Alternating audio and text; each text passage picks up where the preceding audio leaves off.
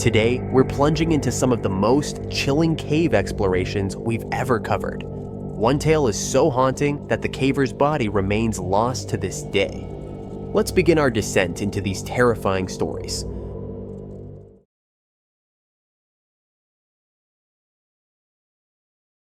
In September 1984, on a warm weekend afternoon, 3 seasoned divers prepared for what they believed would be a straightforward exploration. Nuno Gomez, an experienced diver with a sharp sense of direction, led the team. Alongside him were Peter Verhouzel, whose curiosity often led him to push boundaries, and Malcolm Keeping, a cautious yet capable diver. Their destination was a remote, partially submerged chamber in South Africa's Sterkfontein Caves, a site renowned for its ancient human fossils. The allure of the unknown, combined with the possibility of making a significant discovery, drove them into the murky depths. Sterkfontein, a cave system mostly comprised of dry passages, hides a network of underwater tunnels that had remained largely unexplored. Of the cave's many mysteries, only 10% is submerged, yet these watery passages are treacherous, uncharted territory that few dared to venture into. The divers had set their sights on pushing the limits of what had been previously mapped, hoping to uncover secrets buried for millions of years. Among the fossils, a 2.3 million-year-old skeleton of an early human had been found, providing invaluable insights into human evolution. This historical significance made the cave not only a site of interest for archaeologists, but also a tantalizing challenge for divers like Nuno, Peter, and Malcolm. Nuno had scouted the route just 2 weeks earlier, so he was confident as they navigated through the cave's narrow, winding passages.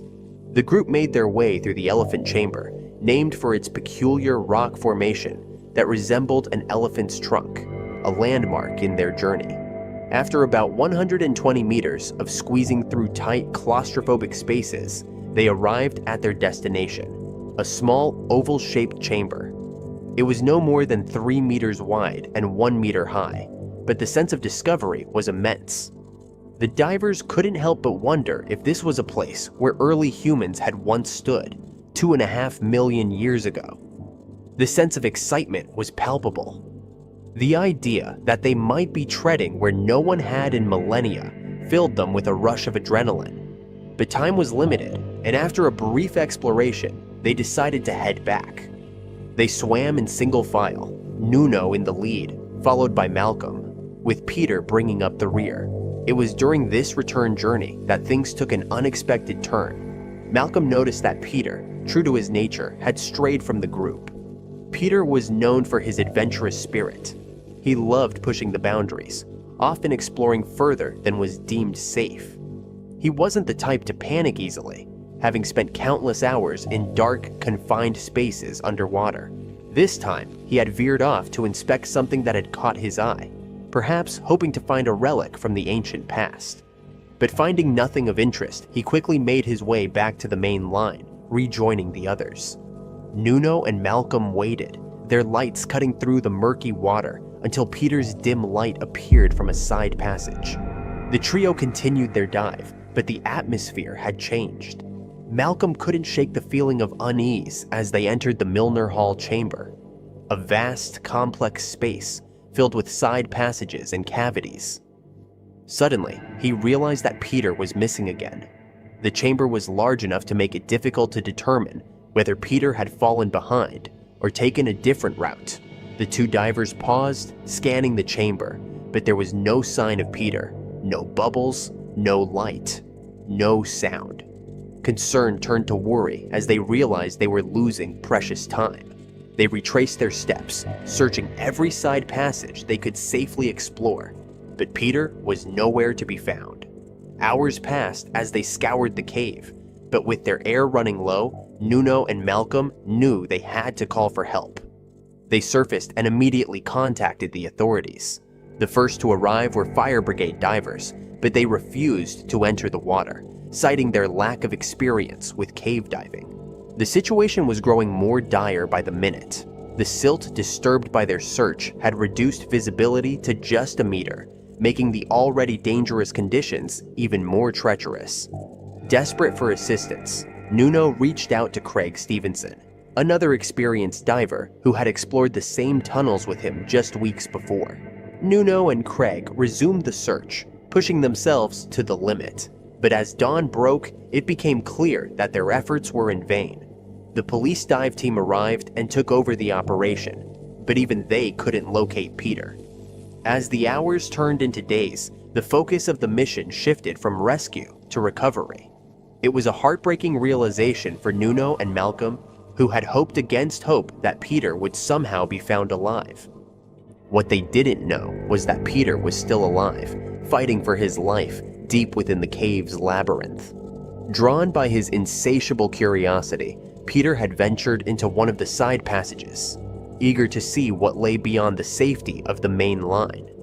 But Sterkfontein is no ordinary cave. It's a dark, deceptive place where the surface is not an option for escape. At first, Peter thought he knew where he was going, but as he swam further into the cave, he began to realize he was lost. The feeling of being lost in a cave is unlike any other. At first, there's denial, a belief that you're still on the right path. But as the minutes pass and every turn brings you to a place that looks both familiar and strange, panic starts to set in. Peter's adrenaline surged as he swam in circles, desperately trying to find his way back to the main passage. He knew he was in trouble. Then, in the darkness, he saw it. A small hole above him with a faint silvery reflection. It wasn't much, but it was something. Peter squeezed through the narrow opening, scraping his gear and his skin in the process. On the other side, he found himself in a tiny air chamber with a small island. It was a brief moment of relief, but as the reality of his situation set in, Peter knew he was still in grave danger. He was alone, with no way to communicate with the outside world, and no idea how to escape. For what felt like hours, Peter sat in the dark, his flashlight turned off to conserve the last of its battery. He had air in his tank and water to drink, but he knew that wouldn't be enough. His mind raced with the fear that his friends might have assumed he had drowned and given up the search. He shouted into the darkness, hoping against hope that someone would hear him, but the only response was silence. Meanwhile, the police had sealed off the cave, barring anyone from entering. Even Nuno was kept away, unable to continue the search for his friend. Peter, trapped in the darkness, began to feel the effects of isolation and starvation. The days blurred together as he drifted in and out of sleep, his body growing weaker with each passing hour. He tried to explore the small chamber he was in, but every path led to a dead end. He was too scared to venture into the narrower passages, fearing he might get stuck. As time wore on, Peter's situation became more dire. He lost 44 pounds as his body consumed itself for energy. The darkness and silence became oppressive, leading him to the brink of madness. He began to hallucinate, his mind struggling to cope with the lack of stimuli. The only marker of time passing was the growth of his beard, which had become long and unkempt. It was a grim reminder of how long he had been trapped. 6 weeks after Peter had gone missing, the police called off the search. The caves were reopened, and Nuno and his friend Roger immediately returned. They were determined to find their friend, even if it meant bringing back his body. Roger searched the dry cave, while Nuno dove back into the water.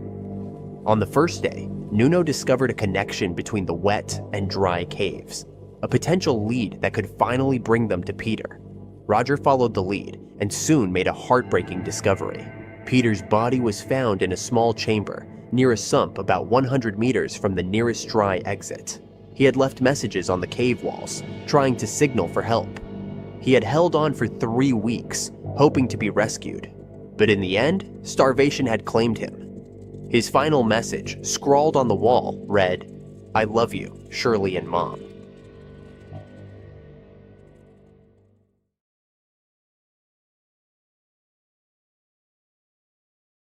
In the early 20th century, Kentucky was in the midst of the cave wars. Cave owners fiercely competed to attract tourists to their underground marvels. It was a cutthroat business, with each cave trying to outdo the others in terms of accessibility and spectacle. William Floyd Collin, always on the lookout for the next big discovery, believed he could find a new cave that would draw tourists and provide financial security for his family. In late December of 1924, Floyd made a discovery that would change his life forever. Hidden deep within the rugged terrain of Kentucky was a cave known as Sand Cave. For Floyd, this was more than just a cave, it was an opportunity. The cave was located just 100 yards from a highway, making it easily accessible to tourists. Sensing the potential for profit, Floyd quickly struck a deal with the owners of the property. They agreed to give him 50% of the profits from the exploration of the cave. With this agreement in place, Floyd eagerly began his work, determined to turn the cave into a major tourist attraction. However, the cave was not yet open to the public. There was no proper entrance, which had discouraged other explorers and tourists from venturing inside. But Floyd was undeterred. For weeks, he spent countless hours digging deeper into the cave, widening the passageways and removing loose rocks. His goal was to create a suitable opening that would make the cave accessible to visitors. Finally, after days of relentless work, Floyd was on the brink of success. On the morning of January 30th, 1925, with dreams of turning the cave into a profitable tourist attraction, he set out once again to continue his work. The day was cold, with snow gently falling as Floyd made his way into the cave, a kerosene lantern in hand. The cave was still narrow and difficult to navigate, but Floyd was no stranger to these challenges. He had already managed to make significant progress, even squeezing through a tiny opening known as the squeeze, a narrow passage only 9 inches tall, it wide enough for a child to crawl through. For most people, this would have been the end of the journey, but Floyd was not like most people. Determined to explore what lay beyond, he lay flat on the ground, tucking in his stomach to reduce his body's mass as much as possible. Slowly, he began to push himself through the tiny opening, using only his feet to propel himself forward. Floyd was the first and only person to push beyond the squeeze. As he crawled deeper into the cave, the passage was treacherous. The walls were lined with sharp gypsum crystals that tore at his clothes and skin, making progress slow and painful. But Floyd pressed on. After what felt like an eternity, he finally emerged on the other side. The space was still cramped, but it offered enough room for him to move. Ahead of him was a ledge that dropped off into a narrow pit. Carefully, Floyd began to descend into the pit. He was excited, knowing that he was close to reaching the main cavern he had been searching for. As he made his way down, he removed loose rocks to further open the passage. At last, he reached the bottom of the pit and found himself in a large, open cavern. It was the moment he had been waiting for, the discovery of Sand Cave. Overwhelmed with joy, Floyd took a moment to marvel at his find. But his excitement was short-lived. The flickering light of his lantern reminded him that he needed to leave quickly before he was plunged into darkness. He began his ascent, carefully climbing back up the narrow pit. But while pushing his lantern through the narrow passage, it slipped, fell, and shattered, plunging him into total darkness. But this was only the beginning of his ordeal.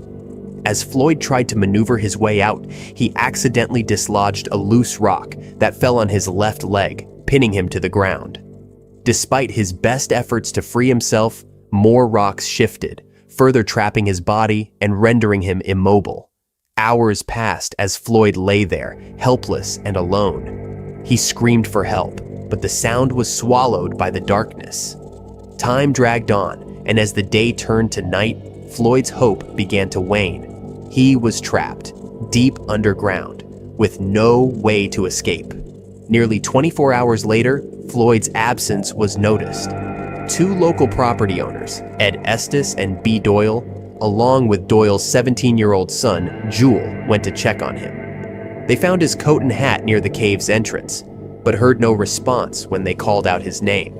Determined to find him, young Jewel bravely ventured into the cave, eventually reaching Floyd. But the situation was dire. Floyd was buried under heaps of gravel and rock, with only his torso visible. Floyd was relieved to see Jewel and quickly asked him to fetch his brothers for help. By noon, one of Floyd's brothers, Marshall, and their father, known as Pap, arrived at the cave. They found a crowd of people already gathered, drawn by the news of Floyd's predicament. Marshall, along with another man, entered the cave and began digging to widen the tunnel leading down to Floyd. But the task was difficult, and they had to be careful not to dislodge any more rocks. Soon, Floyd's other brother, Homer, arrived, distraught and determined to save Floyd. Homer had declined to join Floyd that fateful morning, and now he was consumed with guilt. Pushing through the narrow passages, Homer reached Floyd, but the situation was dire. As the hours turned into days, the story of Floyd's ordeal captured the nation. Reporters flocked to the site, including S.K. Skeets Miller, a small-statured journalist who managed to squeeze into the cave to interview Floyd. Miller's reports, broadcast over the relatively new medium of radio, brought Floyd's plight into homes across the country. The crowd outside had started several bonfires to keep warm, and the heat was causing the ice outside the cave to melt. The resulting water was seeping into the cave, making the passageways slippery and dangerous. Despite these challenges, Homer and the other rescuers worked tirelessly to free Floyd. After 4 days of effort, they were able to free Floyd's hands. They then attempted to pull him out using a rope tied around his chest, but the pain was unbearable for Floyd. He cried out for them to stop, saying it felt like he was being torn in two. Exhausted and in pain, Homer continued to remove rocks, but he eventually had to rest. As more crowd gathered, what began as a desperate rescue mission quickly turned into a spectacle.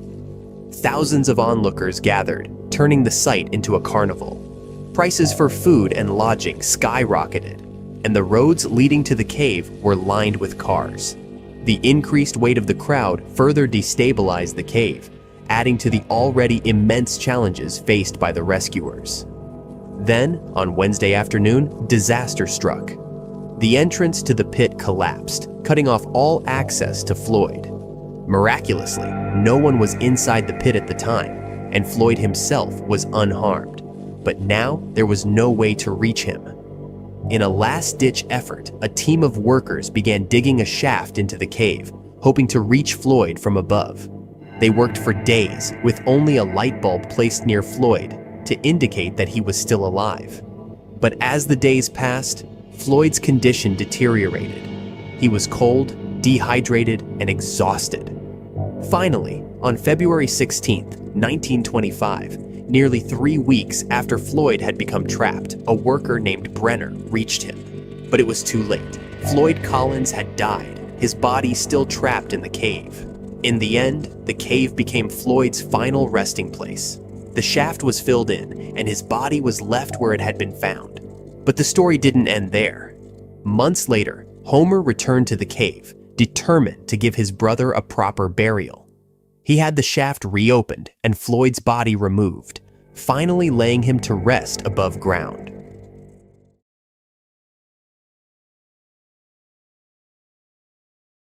On the evening of November 24th, 2009, John Jones and his younger brother, Josh, set out on what they anticipated to be an exhilarating adventure at the Nutty Putty Cave in Utah County. This cave, a popular destination for both tourists and seasoned spelunkers, boasted a variety of well-known spots, such as the Big Room, the Maze, and the Big Slide. Despite the allure of these famous sections, John and Josh were drawn to the more challenging and less explored areas of the cave. Having bid farewell to John's wife, Emily, who was pregnant with their second child, and their young daughter, Lizzie, the brothers, along with 9 friends and acquaintances, made their way to the cave's entrance. Though none of them had ventured into this particular cave before, they were equipped with a map and shared stories from others who had. John, a medical student at the University of Virginia, had not been caving recently due to his busy schedule, but considered himself experienced. He and Josh had spent much of their youth exploring various caves in Utah. Nutty Putty Cave has only one entrance, measuring a mere 1.8 meters across. This meant that any passage navigated must be backtracked to exit. This structure necessitated careful planning and a good understanding of the cave's layout. Inexperienced cavers could easily become disoriented and trapped in the labyrinthine passages. Unfortunately, on this night, this very danger would manifest.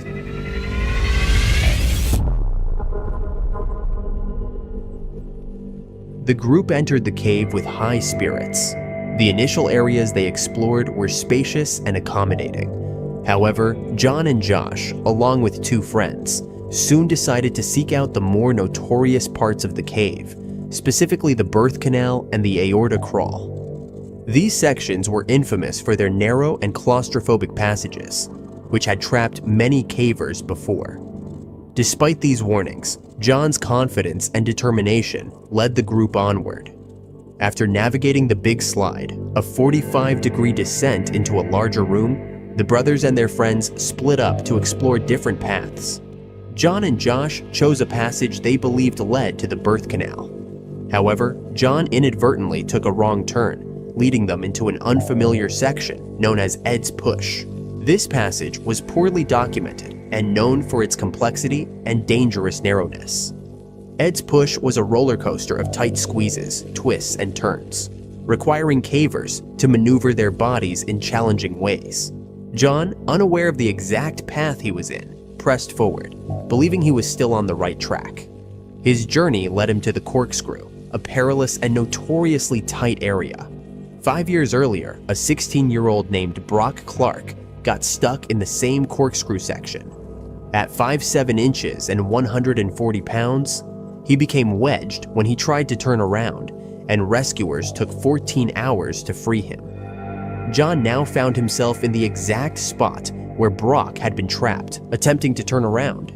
At 6 feet tall and 200 pounds, John knew that turning around here was impossible. He was in a 12-inch high space with no room to maneuver his body. John decided to push forward to a ledge area, squeezing over the top of it. The space was tight, but he believed he could see it open up ahead. He sucked in his stomach and pulled himself forward on the rocks, moving headfirst downwards, hoping there was an area ahead where he could turn around. Unbeknownst to John, no one had ever crossed this ledge before, and he was in uncharted territory. Despite the tight and uncomfortable position, John remained calm, convinced there was an opening ahead. He thought he was still in the birth canal, a part of the cave where many cavers had felt stuck but eventually found their way through. After passing through a tight zone, he began to slide toward the bottom of the tunnel, nearly doing a handstand as he tried to hold himself up and figure out how to push backward. He couldn't turn and was now upside down, with gravity pulling his 200-pound body against his weakening arms. John yelled out to his brother Josh, telling him not to follow but to go back out. They discussed his options and decided that moving forward to find a spot to turn around was the best idea. John was collapsing onto his shoulders and head and needed to make a move to get out of the vertical position. His headlamp showed a hole in the floor ahead that might lead to a larger space, giving him a bit of hope. Exactly how John ended up in this tunnel hole remains a mystery. He might have slipped, hit his head, and become wedged in the tight space.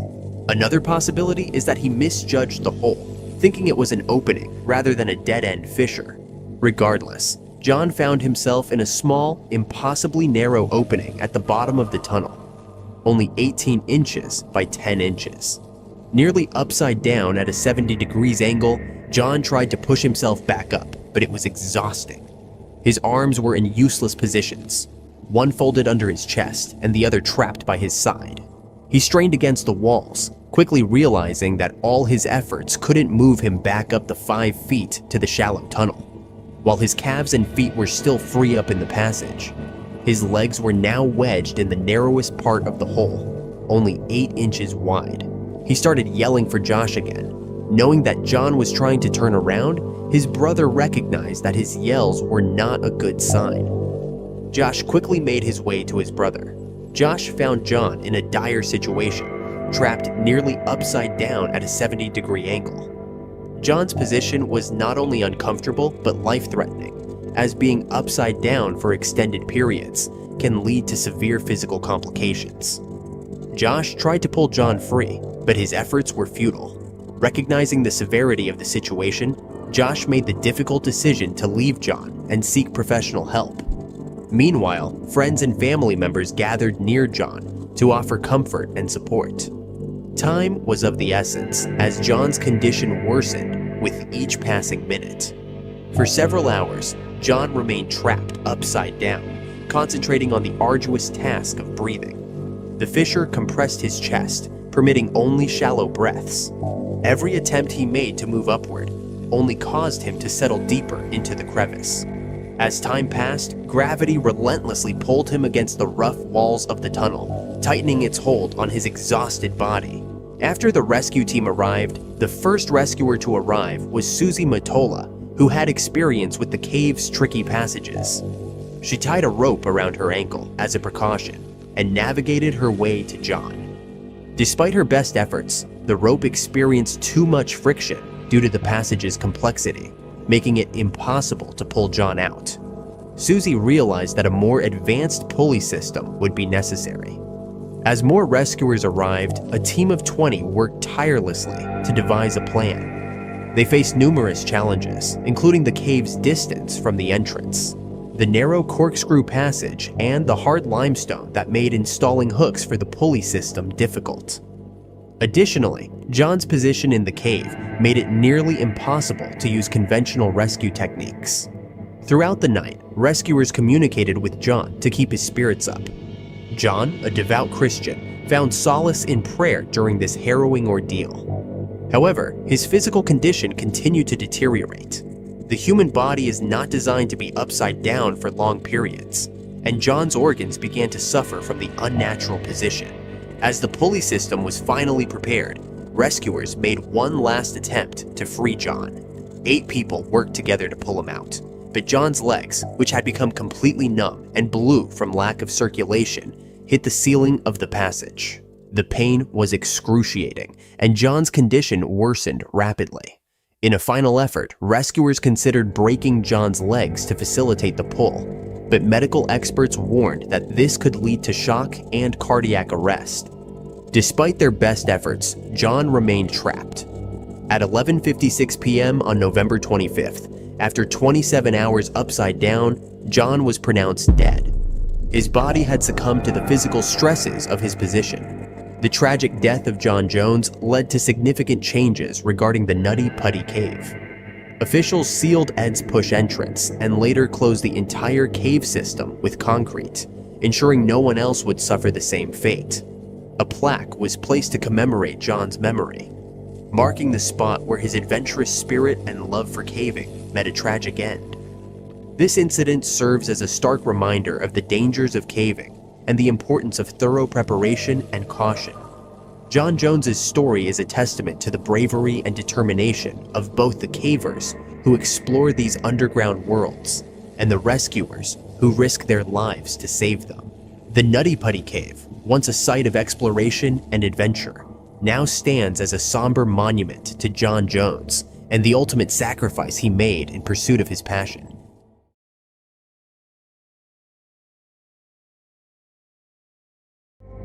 On October 15, 2018, John Waddell, a seasoned 60-year-old gold miner, embarked on what he believed would be the culmination of 2 decades of painstaking exploration and research. Convinced he had finally discovered the mother lode on his property, John was eager to descend into a particular mine, located approximately 90 miles northwest of Phoenix, Arizona, near the small town of Aguila. This mine, unlike many others he had explored, still promised untapped riches. For nearly 20 years, John had dedicated his life to mining, meticulously studying the geology of his land, collecting rocks, and searching abandoned mines. His extensive experience had equipped him with a wealth of knowledge, and he had found gold in numerous locations. However, this mine held a special significance. His research and intuition told him this was where he would strike it rich. The entrance to the mine was a vertical shaft, requiring John to pack a pulley system and lower himself into the depths. That Monday morning, adhering to his routine, he called his friend, Terry Schrader, to inform him of his plan and assure him he would be back by Tuesday. John always made it a point to inform someone, usually Terry, about his whereabouts and expected return time whenever he ventured into the mines. This practice had become second nature to him, a necessary precaution given the inherent dangers of mining. With his supplies and medications in tow, John headed to the mine. Despite being 60, he was in excellent physical condition, his years of mining keeping him fit and agile. He had a deep understanding of the terrain and the risks involved, having previously explored this particular mine, confident in his abilities and prepared for the descent. He felt ready to face whatever challenges lay ahead. Upon reaching the mine's entrance, John meticulously set up his pulley system. The setup of the pulley system was a routine task for John. He had performed it numerous times before. With his harness securely fastened and his headlamp lighting the way, he began the slow, methodical descent into the 100-foot deep shaft. The cool air of the mine was a familiar companion, and the darkness seemed to welcome him as an old friend. The descent was routine until something snapped. As he lowered himself deeper into the mine, a sudden, sharp snap echoed through the shaft. The pulley system, his lifeline, had failed. In an instant, John was in freefall, the walls of the shaft a blur as he plummeted toward the bottom. The sensation was terrifying, but his instincts took over. He grabbed for the ropes, the rough fibers burning his hands as he desperately tried to slow his descent.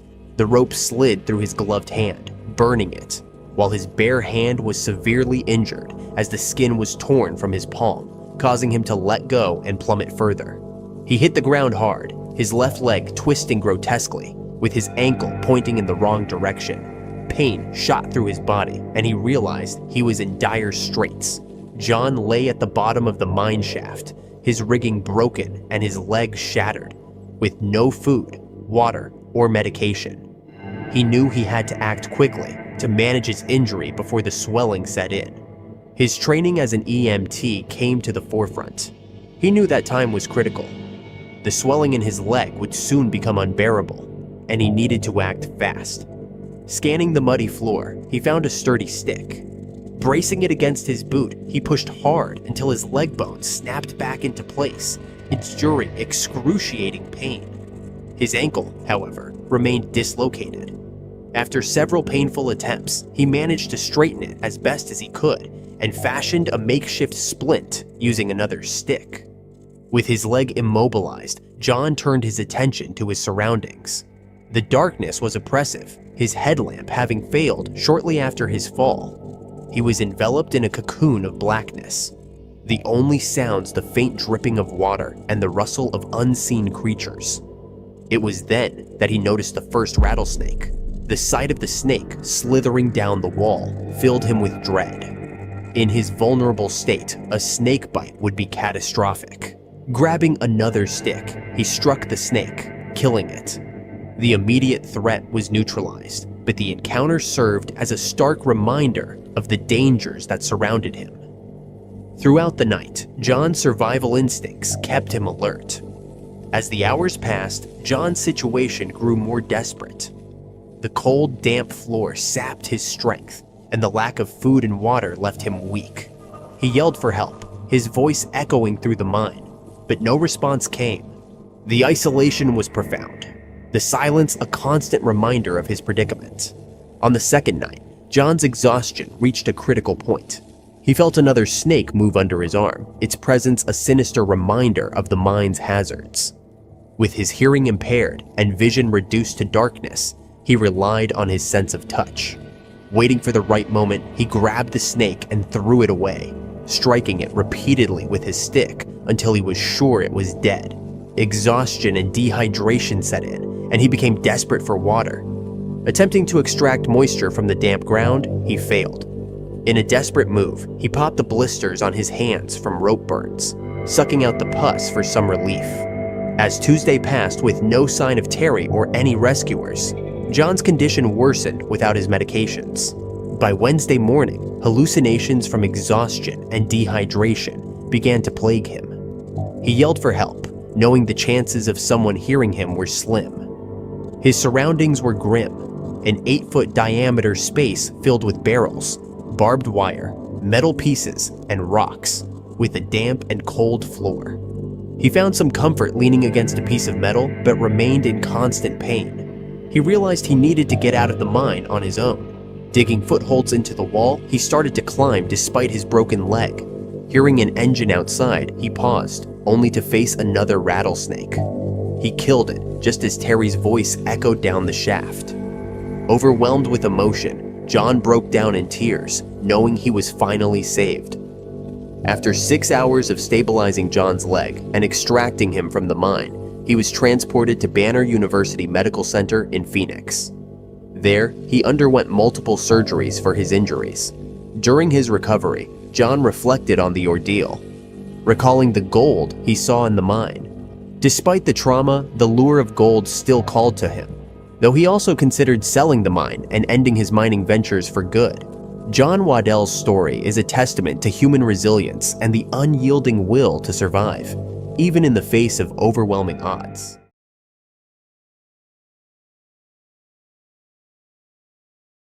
On February 12, 2011, with winter still gripping the land with an icy chill, 10 students from the University of Florida embarked on what they believed would be an exhilarating caving expedition. The group, composed of 5 boys and 5 girls, was led by 20-year-old Grant Lackenbach, who was eagerly anticipating his upcoming birthday. Among the group was Michael, Grant's close friend and fellow adventurer. The two shared a bond forged through their academic pursuits, Christian faith, and love for thrilling activities such as rock climbing, skydiving, wake surfing, and caving. Their destination was Ellison's Cave, located in Walker County on Pigeon Mountain, Georgia. Known for its depth and challenging terrain, Ellison's Cave is the 12th deepest cave in the United States and features the fantastic pit, the deepest unobstructed pit in the country, nearly twice as tall as the Statue of Liberty. The students were undeterred by the cave's reputation, confident in their skills and excited for another adventure. The group departed on February 11th, traveling over 400 miles to reach Georgia. They arrived in the afternoon and checked into a hotel near the wildlife management area where Pigeon Mountain is located. Excitement buzzed in the air as they prepared for the next day's expedition, discussing their plans and double-checking their gear. On the morning of February 12th, the students dressed in casual clothing, packed their caving equipment, and left their phones behind. Believing they wouldn't need them, they underestimated the severity of the cold and the potential dangers they might face. As they ascended the mountain, the temperature continued to drop, but their excitement kept them moving forward. Grant and Michael, seasoned adventurers, reassured their friends that everything would be fine. After nearly an hour of hiking, they reached one of the cave's narrow entrances.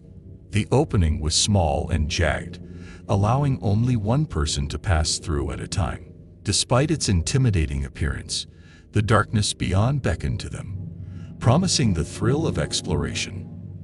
One by one, they squeezed through the entrance, their headlamps cutting through the darkness. Inside, the cave revealed an otherworldly beauty. Stalactites and stalagmites adorned the cavern, and the walls sparkled with mineral deposits. However, the biting cold was a constant reminder of the cave's harsh conditions. In summer, the cave's temperature hovers around 56 degrees Fahrenheit, but in winter it felt like an icy tomb. The group decided to limit their exploration to a small section of the cave to avoid the worst of the cold. Their plans were abruptly disrupted when one student's backpack slipped and fell into the warm-up pit, a vertical drop of 125 feet. Although not as deep as the fantastic pit, it was still a significant and dangerous descent, especially given the freezing conditions exacerbated by a nearby waterfall. The backpack contained vital supplies, and the group felt retrieving it was necessary. Grant, as the leader, volunteered to go after the backpack.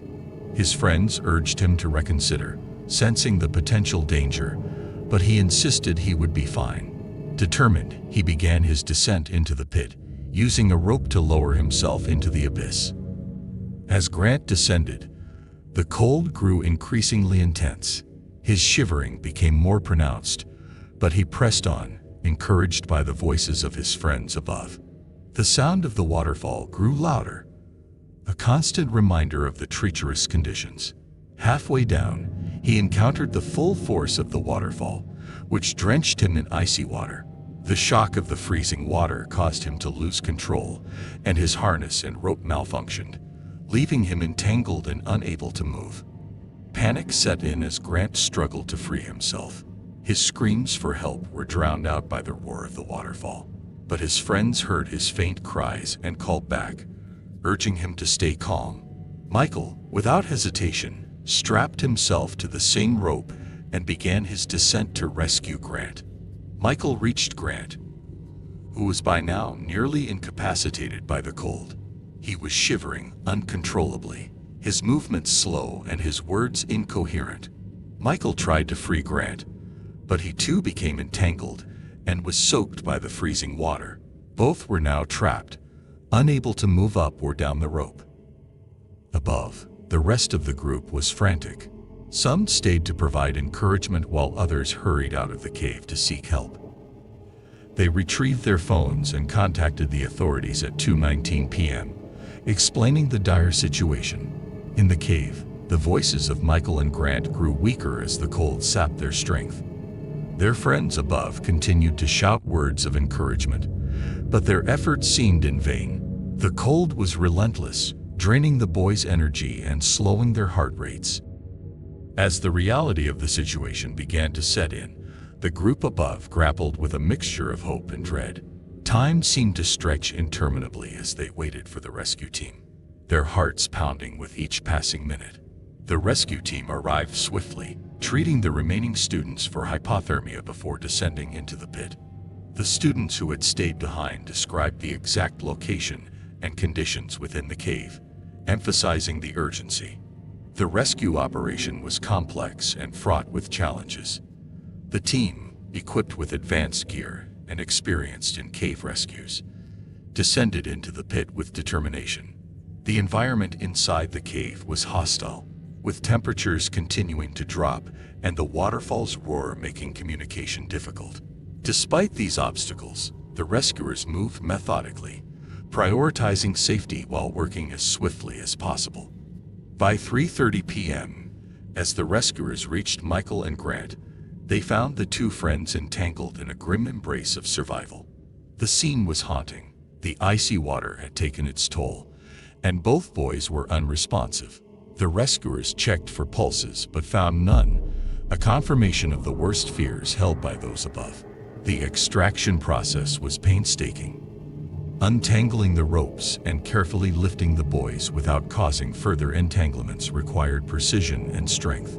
The rescuers worked tirelessly, their breath visible in the frigid air, as the hours wore on.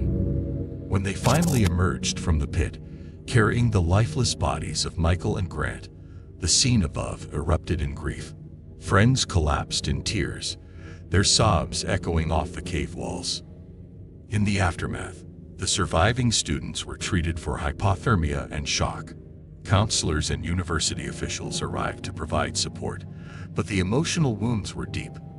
The loss of Grant and Michael left a void that would be felt long after the immediate horror had faded. Their story became a powerful testament to the unpredictability of nature and the limits of human endurance.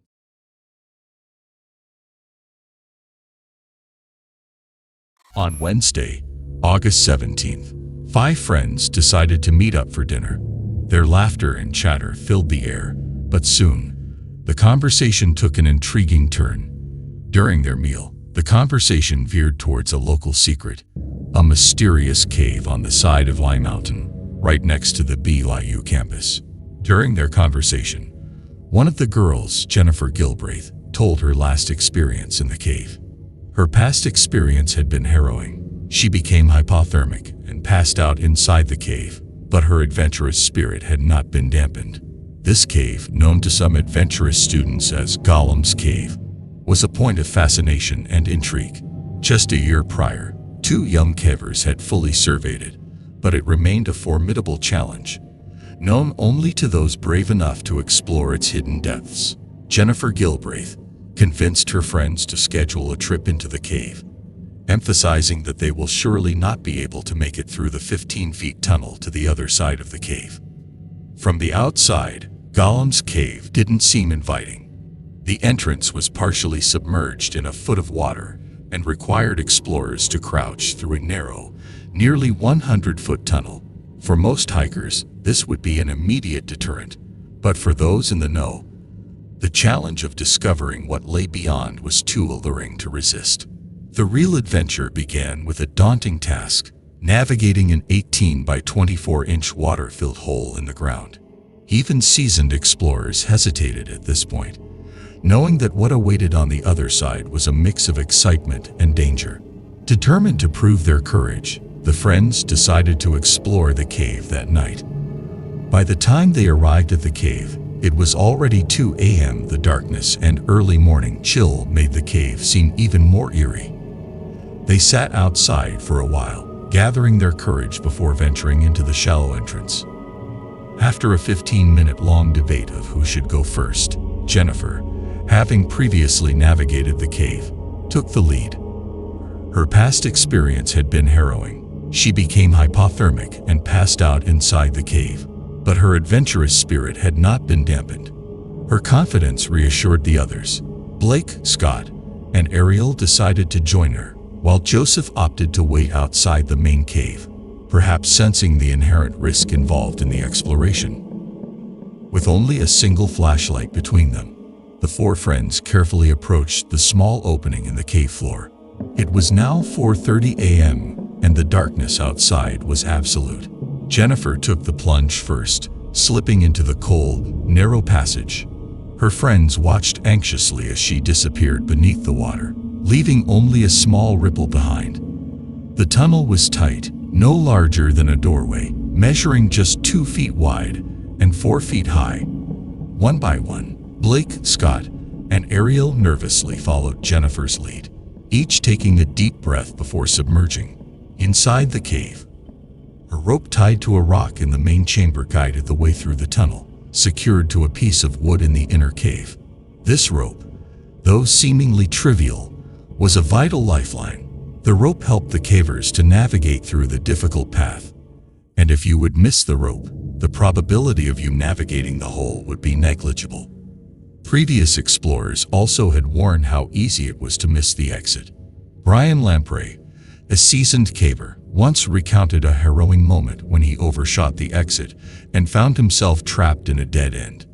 The seconds he spent finding his way out were a chilling brush with death. Thankfully, he was able to make his way out of the hole just before he gasped with lungs full of water. Despite these risks, Jennifer, Blake, Scott, and Ariel made the short swim to the inner cave, a small space just 15 feet away. The inner cave was slightly more spacious, about 6.5 feet tall with a peak of 9 feet, providing a small air pocket above the water. Inside the cave, the explorers were likely feeling a mix of excitement and nervousness. The initial relief of surfacing inside the inner chamber would have quickly given way to discomfort. The air inside was likely bad air, a term used in caving to describe air that lacks the normal oxygen levels. In a cave with stagnant air and a closed water source, carbon dioxide buildup was inevitable, a situation exacerbated by the burning of candles inside the cave. With no airflow, carbon dioxide settled at the water level, creating a hazardous environment. The explorers, unaware of the poor air quality, would have found their ability to think, move, and breathe gradually impaired. The hole was suspicious enough to only accommodate one person at a time. Therefore, realizing the urge to act rapidly, Jennifer attempted to exit first. While navigating her way out, she faced a dire situation as she struggled to find the exit hole. The low oxygen levels, around 10 to 12%, severely reduced her ability to hold her breath. With only about a minute before she would lose consciousness, panic set in. The murky water, stirred up by sediment, made it even harder to see, and she may have lost grip of the guiding rope. Her chances of finding the way out quickly became slim, turning an already desperate situation into a tragic one. Back in the inner cave, the others waited in the dark, not knowing Jennifer was fighting for her life. After a brief wait, Ariel was next to attempt the exit. The elevated carbon dioxide levels would have doubled her respiration rate. Taking deep breaths before diving, she swam forward, only to encounter Jennifer's body in the tunnel. The reality of feeling her friend's lifeless body in the confined space heightened the panic. The supposed clear passage now felt claustrophobic, with no room for two to navigate the tight opening. The narrow tunnel, once a path of adventure, turned into a nightmarish trap as she realized just how little space there was to maneuver through. Blake and Scott, having spent even more time in the bad air, would have faced similar difficulties. Blake plunged into the water-filled tunnel, only to be confronted by the lifeless bodies of Ariel and Jennifer. The chaos intensified as he struggled to understand what was happening. In the dim light, the narrow tunnel felt even more suffocating. Ariel was unconscious and on the brink of death, leaving Blake in a state of sheer panic and desperation. Scott, the last to attempt the exit, would have suffered the longest exposure to the bad air. In his weakened state, he might have quickly lost consciousness upon encountering the others. Meanwhile, Joseph waited outside, unsure how long his friends would stay. With no clear plan in place, his anxiety grew as minutes turned into hours. By 5:30 a.m., still no sign of his friends. Joseph ventured into the cave and peered into the watery hole, seeing no movement or light. Confused and worried, he called some friends familiar with the cave. When they couldn't help, he finally contacted the police at 6:25 a.m. Joseph could only wait anxiously as authorities arrived. Rescuers immediately began pumping air into the cave to restore oxygen levels, and pumped out water to create an airspace within the tunnel. After an hour of pumping, they discovered Jennifer's body floating inside the tunnel. Continuing their efforts, they found Ariel, Blake, and Scott together, all facing the exit hole. The evidence from the scene, Joseph's account, and the autopsies confirming drowning as the cause of death pointed to a tragic sequence of events. The poor air quality and cramped tunnel had claimed the lives of 4 young, healthy individuals. To prevent future tragedies, the cave entrance was sealed with concrete, ensuring that no other explorers would face the same fate.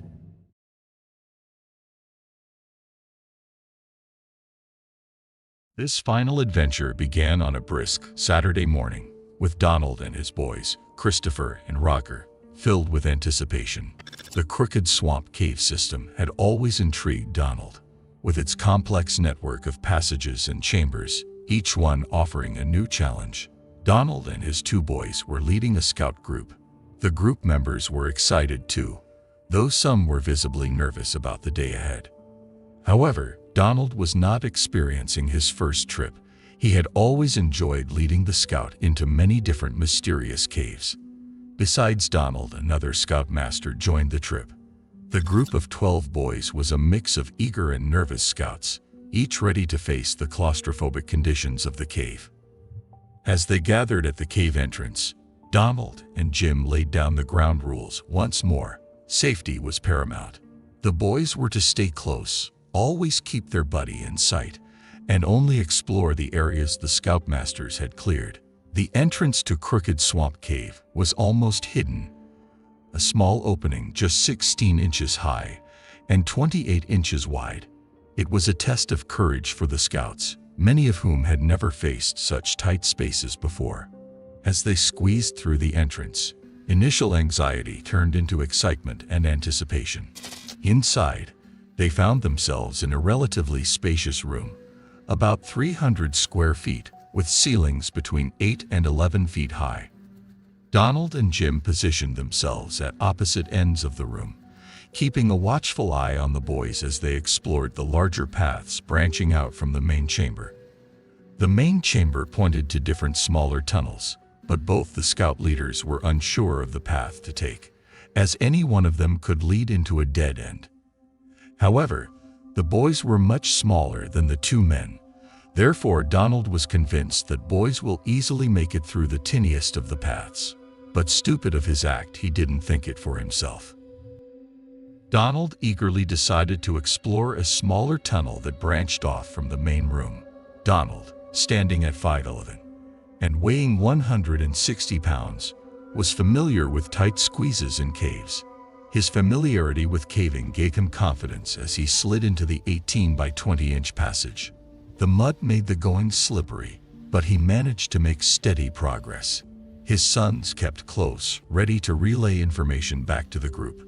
But as he maneuvered through a tight turn, Donald suddenly felt the ground give way beneath him. He slid into a narrow crevice, unable to stop his descent. Though the fall was only a few feet, Donald found himself wedged in a keyhole-shaped tunnel that narrowed to just 5 inches at the bottom. His arms were pinned at his sides, and every attempt to move only wedged him further into the crevice. He called out to his sons, instructing them to stop and stay calm. He tried to push himself out of the tunnel, but it was no use. Donald remained stuck. Donald asked Christopher to help him get out of the tunnel. He tried to grab the shoes of his father surrounded by mud, but due to confined space he was left with no choice but to go and get some help. Christopher and Roger, realizing the severity of the situation, retreated to fetch Jim. Jim squeezed into the narrow passage and found Donald's legs protruding from the tight turn. The 30-degree angle made it nearly impossible to pull him out. Each tug only seemed to tighten the cave's grip. Rocks that had loosened during Donald's slide now blocked any backward movement. Hours passed with Donald still trapped. Jim and the boys couldn't free him, so they called for help. A specialized cave rescue team arrived, facing the daunting task of navigating the 18-inch wide tunnel. They quickly got to work, trying to rig up ropes to pull Donald out of the tight passage. However, despite the combined strength of several people, their efforts only wedged him further under the ledge and rock that trapped him. The rescuers couldn't reach the rock blocking the path, and Donald's hands were pinned by his body in the narrow fissure he had slid into. Realizing that pulling him free wasn't an option, they brought in chisels and small jackhammers to break apart the larger pieces of rock. This painstaking work in the cramped space yielded little progress, but they persisted, hoping to eventually free him. Rescuers managed to keep Donald as comfortable as possible under the circumstances. They used heat lamps and warm water bottles on his exposed legs, but the cold cave air and constant contact with the rock were relentless. The temperature inside the cave was a mere 57 degrees, and hypothermia was a real threat. Cavers with extensive knowledge of the system knew of another cave that connected to the tunnel near where Donald was trapped. They entered this cave from the opposite side and explored until they found a passage leading directly to the tiny tunnel. However, only the smallest cavers could navigate this narrow passage.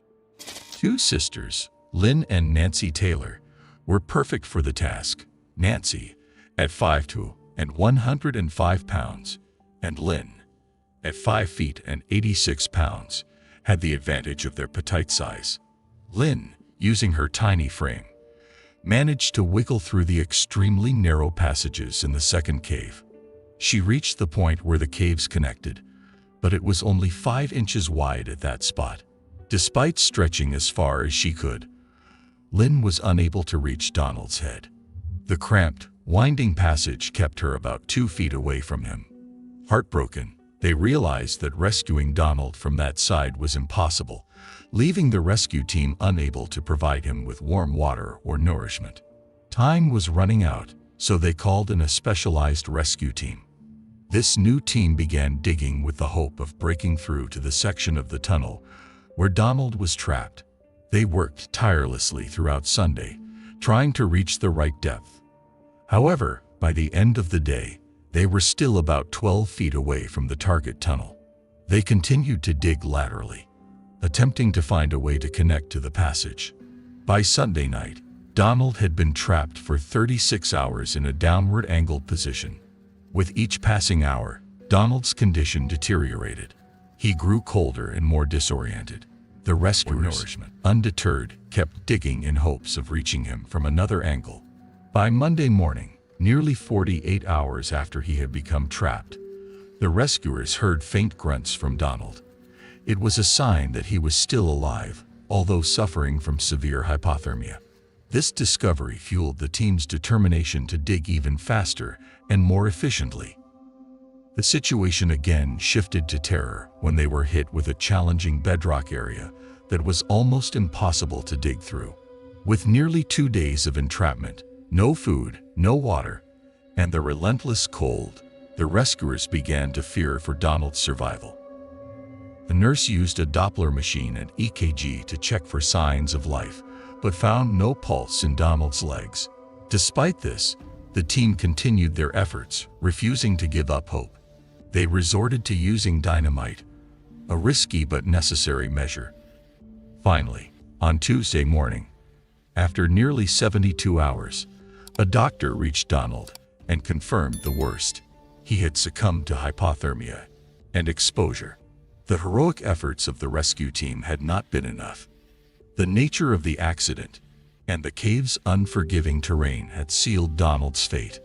Recovering Donald's body was a grueling task that took another day.